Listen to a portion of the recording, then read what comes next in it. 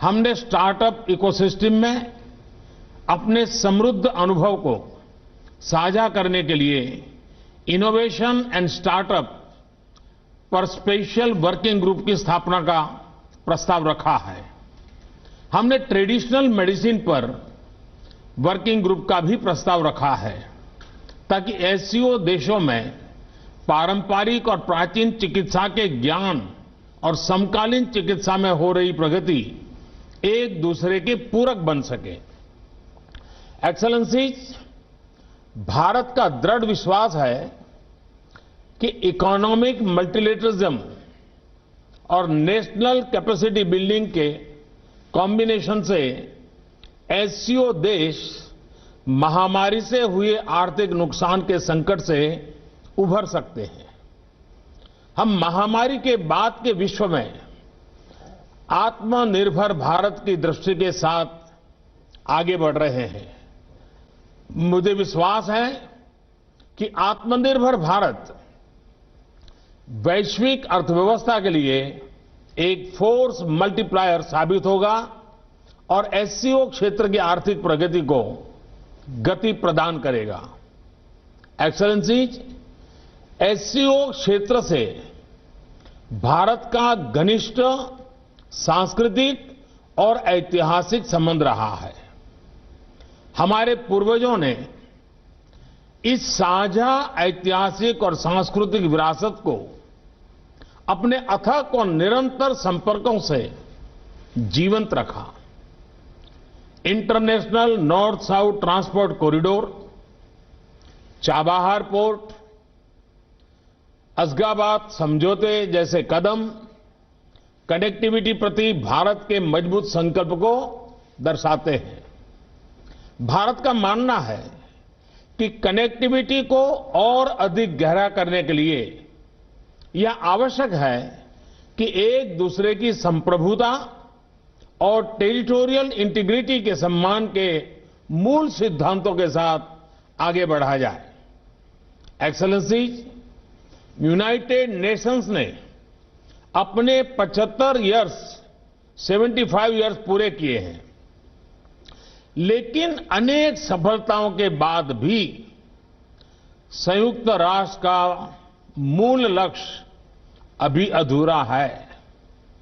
महामारी की आर्थिक और सामाजिक पीड़ा से जूझ रहे विश्व की अपेक्षा है ये यूएन की व्यवस्था में आमूलचूल परिवर्तन आए। हमारे यहां शास्त्रों में कहा गया है, परिवर्तनमेव स्थिरमस्ति, परिवर्तन ही एकमात्र स्थिरता है।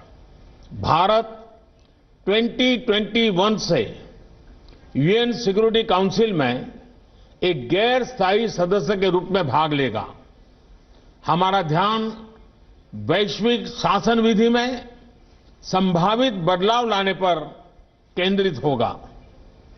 एक रिफॉर्म मल्टीलेटरलिज्म जो आज की वैश्विक वास्तविकताओं को दर्शाए, जो सभी स्टेक होल्डर्स की अपेक्षाओं, समकालीन चुनौतियां और मानव कल्याण जैसे विषयों पर चर्चा करें। इस प्रयास में हमें एससीओ सदस्य राष्ट्रों का पूर्ण समर्थन मिलने की अपेक्षा है। एक्सेलेंसीज, सर्वे भवन्तु सुखिनः, सर्वे सन्तु निरामया, सभी सुखी और सभी रोगमुक्त रहे, यह शांति मंत्र भारत के समस्त मानव कल्याण के प्रति आस्था का प्रतीक है। अभूतपूर्व महामारी के इस अत्यंत कठिन समय में भारत के फार्मा उद्योग ने 150 से अधिक देशों को आवश्यक दवाएं भेजी हैं। दुनिया के सबसे बड़े वैक्सीन उत्पादक देश के रूप में भारत अपनी वैक्सीन उत्पादन और वितरण क्षमता का उपयोग इस संकट से लड़ने में पूरी मानवता की मदद करने के लिए करेगा। एक्सेलेंसीज, भारत का शांति, सुरक्षा और समृद्धि पर दृढ़ विश्वास है। और हमने हमेशा आतंकवाद, अवैध हथियारों की तस्करी, ड्रग्स और मनी लॉन्ड्रिंग के विरोध में आवाज उठाई है। भारत एससीओ चार्टर में निर्धारित सिद्धांतों के अनुसार एससीओ के तहत काम करने की अपनी प्रतिबद्धता में दृढ़ रहा है, परंतु यह दुर्भाग्यपूर्ण है कि एससीओ एजेंडा में बार बार अनावश्यक रूप से द्विपक्षीय मुद्दों को लाने के प्रयास हो रहे हैं, जो एससीओ चार्टर और शंघाई स्पिरिट का उल्लंघन करते हैं। इस तरह के प्रयास एससीओ को परिभाषित करने वाली सर्वसम्मति और सहयोग की भावना के विपरीत है।